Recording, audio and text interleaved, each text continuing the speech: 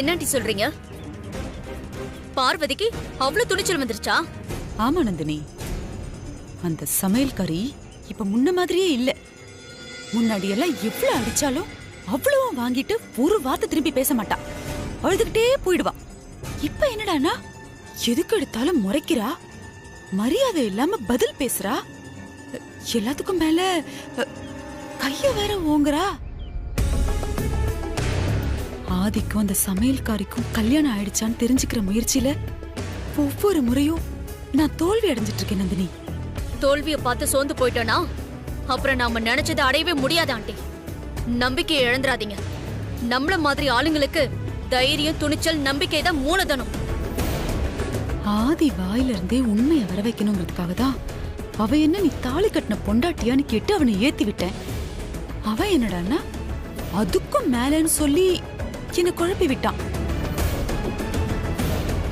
சரி, அவன் தான் உஷாரா இருக்கானு இந்த சமையல்காரி வாயில இருந்து வார்த்தையை பிடுங்கிறதுக்காக அவளை கொஞ்சம் ஏத்தி விடலான்னு மித்ராவை வச்சு பிளான் போட்டேன்.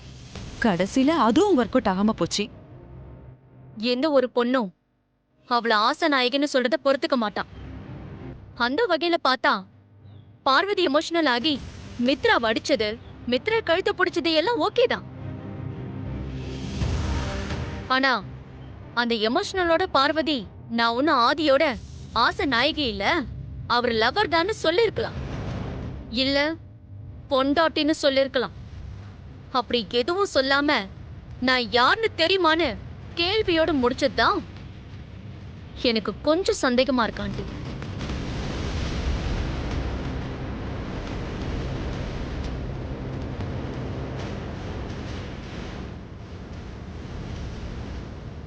மித்ரா அவளை ஆசை நாயகின்னு சொன்னதும் அந்த சமையல்காரி கோவப்பட்டு நான் ஒன்னும் ஆசை நாயகி இல்ல, ஆதி கையால தாலி கட்டிக்கிட்டவன்னு சொல்லுவான்னு பார்த்தா கடைசியில சுதாரிச்சுக்கிட்டு அப்படியே உண்மையை மறைச்சிட்டான்.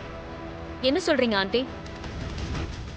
ஆமா நந்தினி, எனக்கு என்னமோ ஆதிக்கும் இந்த சமையல்காரிக்கும் கல்யாணம் நடந்திருக்கும் தான் தோணுது. ஆனா அதை எப்படி கன்ஃபார்ம் பண்றதுன்னு தான் தெரியல. அந்த விஷயத்தை என்கிட்ட விட்டுருங்க ஆண்டி. பார்வதிக்கு கல்யாணம் ஆயிடுச்சா இல்லையான்னு கண்டுபிடிக்க நான் ஒரு ஏற்பாடு பண்றேன். எப்படி நந்தினி? என்ன ஏற்பாடு? வெயிட் பண்ணி பாருங்க.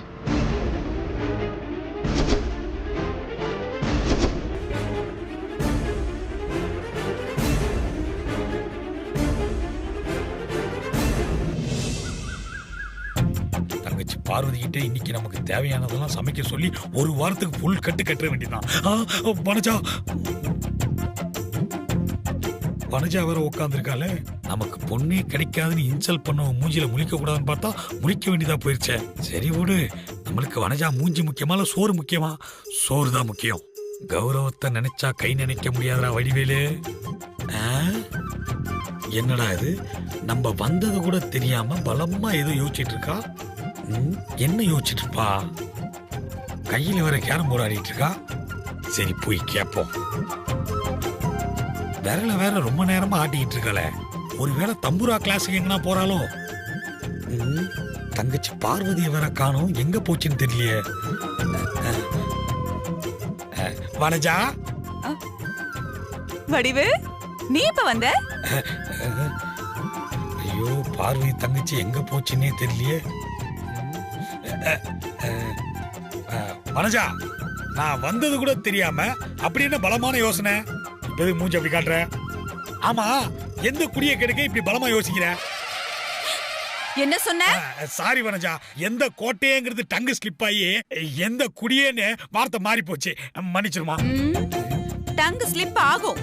உனக்கு டங்கு ஸ்லிப் ஆன மாதிரி எனக்கு கொய் ஸ்லிப் ஆச்சுன்னு வச்சுக்கோ, உன் மூஞ்சி இடம் மாறிடும். பரவாயில்லையா? நாக்கு குருசியா சாப்பிடலான்னு வந்தா நம்ம வாயில சனி பகவான் சப்பலாங்கால் போட்டு உக்காந்துருக்கானே, இப்ப என்ன பண்றது?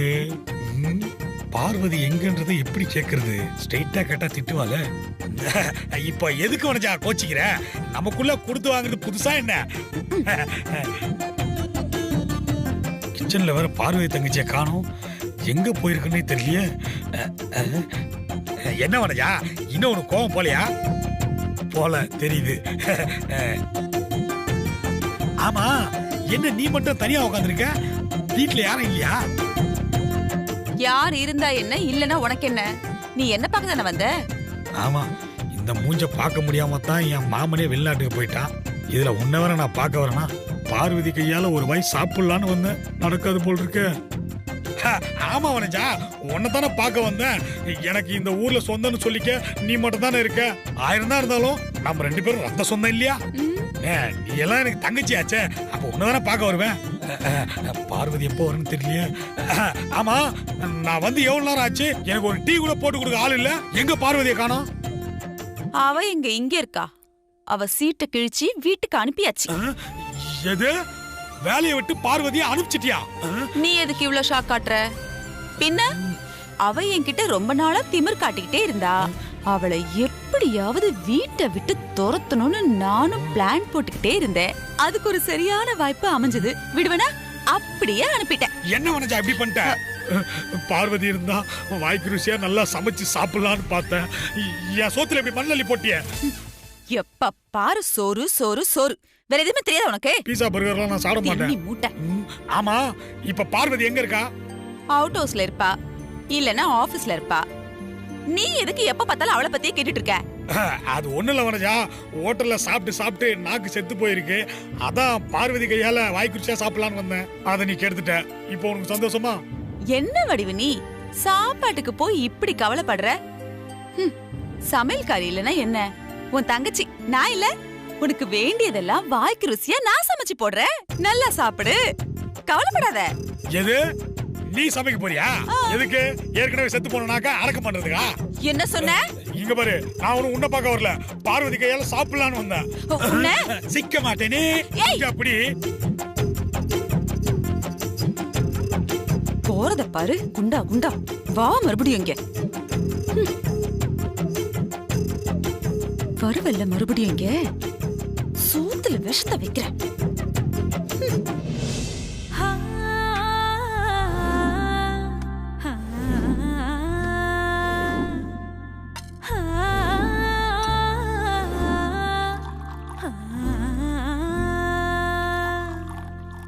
கணேசா, சாப்பாடு எடுத்து வச்சாச்சு, அப்பாவை கூட்டிட்டு வா.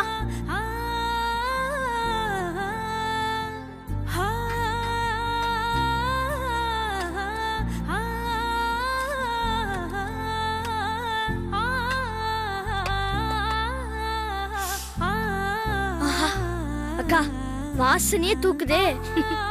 இது எல்லாமே எனக்கு பிடிச்ச மாதிரியே பண்ணி வச்சிருக்க. இது எல்லாமே எனக்கே வாக்கா? ஆமாடா, எல்லாம் உனக்கு தான். நீ விரும்பி சாப்பிட வேண்டாம், பார்த்து பார்த்து சமைச்சேன். நல்லா சாப்பிடு. ஒரே பசிக்கா, இன்னைக்கு எல்லாத்தையுமே ஒரு புடி பிடிச்சிடுறேன். அப்பா தட்டு கொடுங்க. வைடாங்க, அத வை, கீழே வை. நல்லா இருக்கும்பா. நல்லா தான் இருக்கும், வை, கீழே வை.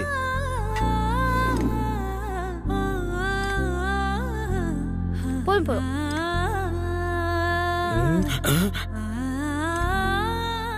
அடரே, சரியான நேரத்தில் தான் வந்திருக்க போல் இருக்க.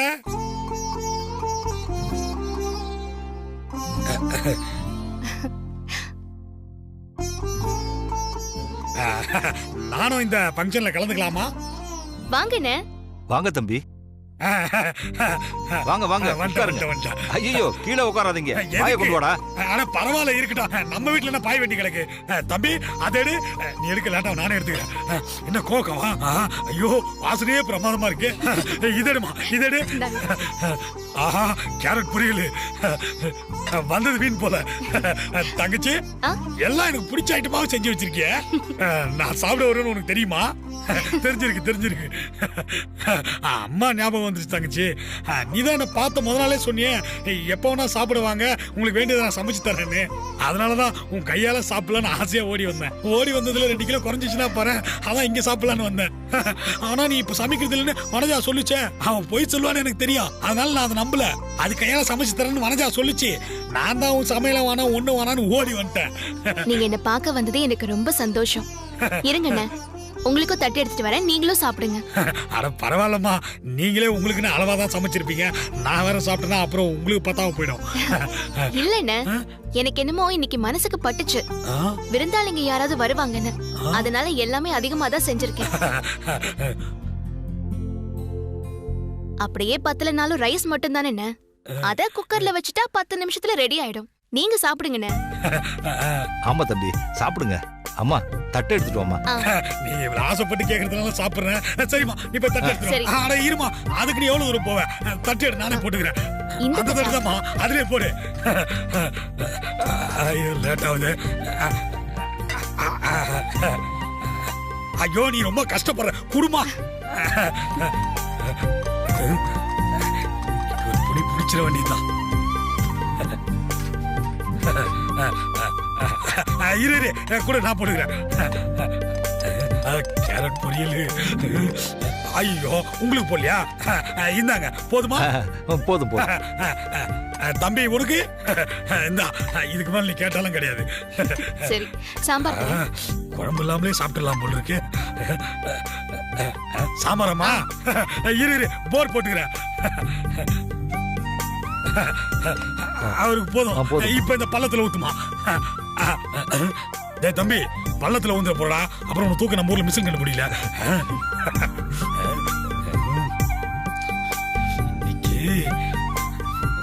காட்டுறேன். சாப்பிடுமா பார்க்காதரா, வயிறு வலிக்கும்.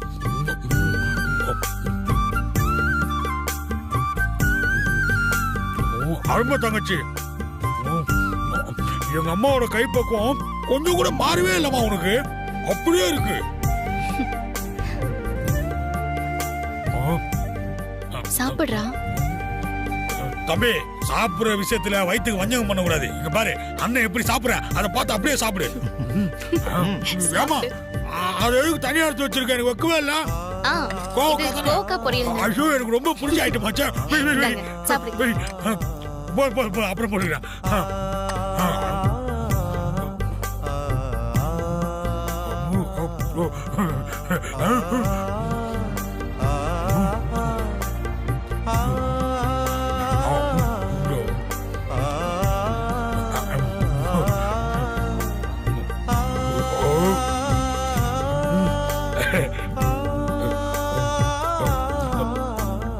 தங்கச்சி, கடவுள் உன்னை ஆசீர்வதிச்சிட்டாருமா. என்னென்ன சொல்றீங்க? வீட்டுக்கு அந்த விருந்தாளிங்க சந்தோஷமா சாப்பிட்டு மனச வயிறம் நிறைஞ்சு ஏப்ப விடும் போது கடவுள் சாப்பாடு போட்டவங்களை ஆசீர்வதிச்சிட்டாருன்னு அர்த்தமா. வாழ்க்கையில வர பிரச்சனைகள் நினைச்சு நீங்களாம் பயந்துட்டு இருக்கலாம். ஆனா மனசார சொல்ற தங்கச்சி, எவ்வளவு பிரச்சனை வந்தாலும் உங்களை காப்பாத்த கடவுள் ஓடோடி வருவார். பிரச்சனை எல்லாம் உங்களை ஒண்ணும் பண்ணாதுமா. எதுக்கும் கவலைப்படாம தைரியமா இருங்க.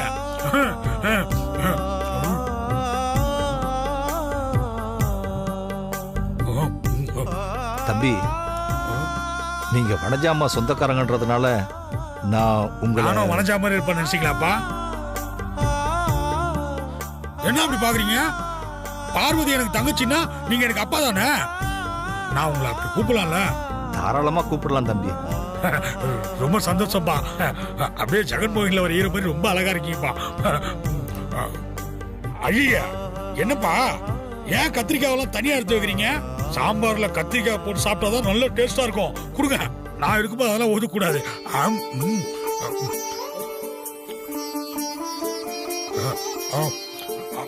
அப்படா போதுமா, போதும். சூப்பர்மா. ஆமா, கையெங்கம்மா கழுவுறது? தட்லியை கழுவிக்கோங்கண்ணா. அது அனாவசியம். எந்தெந்த வேலையை எங்கெங்க செய்யணுமோ அங்கங்கதான் செய்யணும், புரியுதா? நீ எங்க கை கழுவணும்னு காட்டு, நான் அங்கேயே வந்து கழுவிக்கிறேன். புல்லா சாப்பிட்டதெல்லாம் எந்திரிக்க முடியல தம்பி. நான் மிச்சம் வச்சது மிச்சம் வைக்காம புல்லா சாப்பிட்டுறா.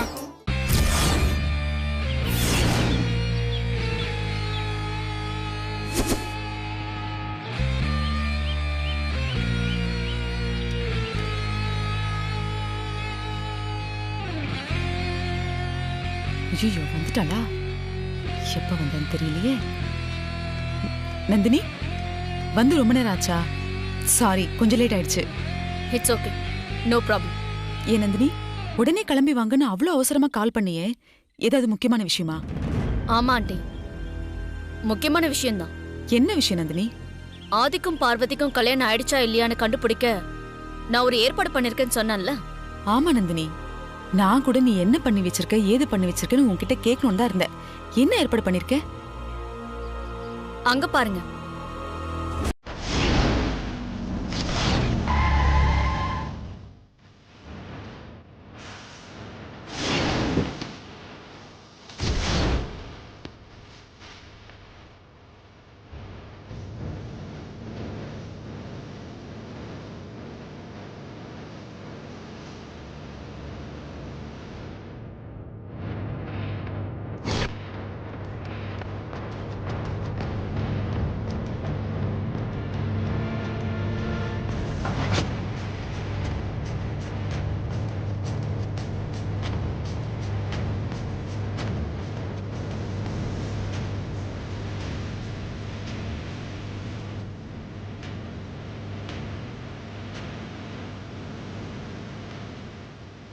ரிஷி, இவங்க தான் வனஜா ஆண்டி.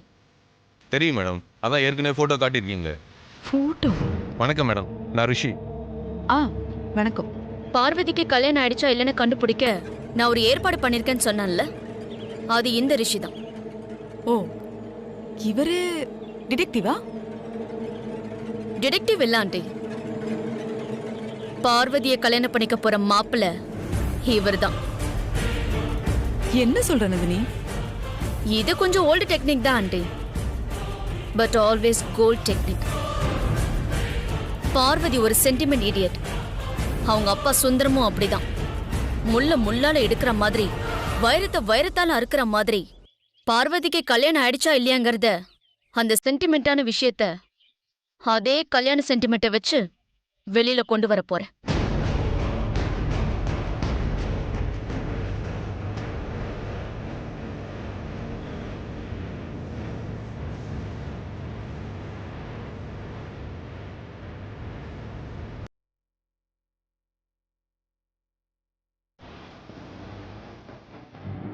இதான் என்னுடைய பிளான். சூப்பர் நந்தினி, கரெக்ட் தான். அந்த சமையல்காரியும் அவ அப்பனும் சரியான சென்டிமெண்ட் இடியட்ஸ் தான். அவங்களுக்கு நீ செஞ்சிருக்கிற இந்த சென்டிமெண்ட் ஆட்டா கண்டிப்பா ஒர்க் அவுட் ஆகும். உண்மையெல்லாம் எப்படி கடகடகடன் வெளியே வந்து விழப்போது பாரு. ரிஷி, நான் சொன்னதெல்லாம் ஞாபகம் இருக்குல்ல? இருக்கு மேடம், நான் ஃபாலோ பண்ணிக்கிறேன். All the best Rishi. Thank you madam. நீ போலாம். வரேன் மேடம்.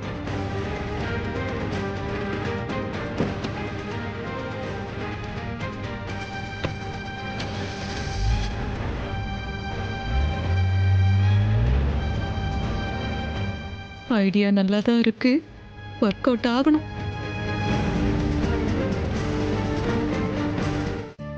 காலையில எக்ஸசைஸ் பண்ணாது ஒரே அசதியா இருக்கேன். மேகமூட்டமா வேற இருக்கு. மழைகிற வருமா? மழை வந்தா என்ன, இந்த பக்கம் போனா வீடு, இந்த பக்கம் போனா ரோடு.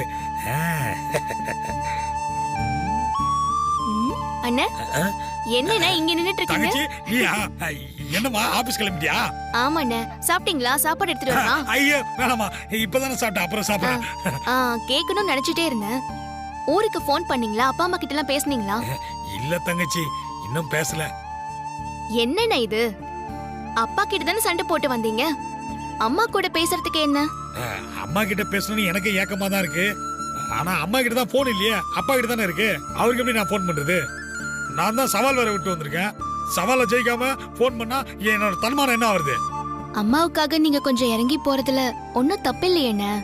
இல்ல தங்கச்சி, போட்ட சவால்ல ஜெயிக்காம நான் ஊருக்கும் போக மாட்டேன், போன் பண்ணியும் பேச மாட்டேன். என் பிரச்சனைய விடு தங்கச்சி.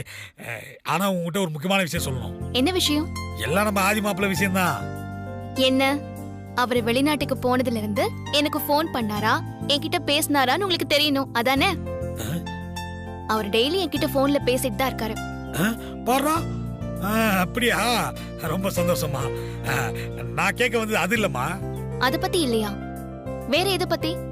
அது வந்துமா, நீயும் என்ன மாதிரி கிராமத்துல இருந்து வந்த கள்ளங்கப்படம் இல்லாத படிக்காத பொண்ணு.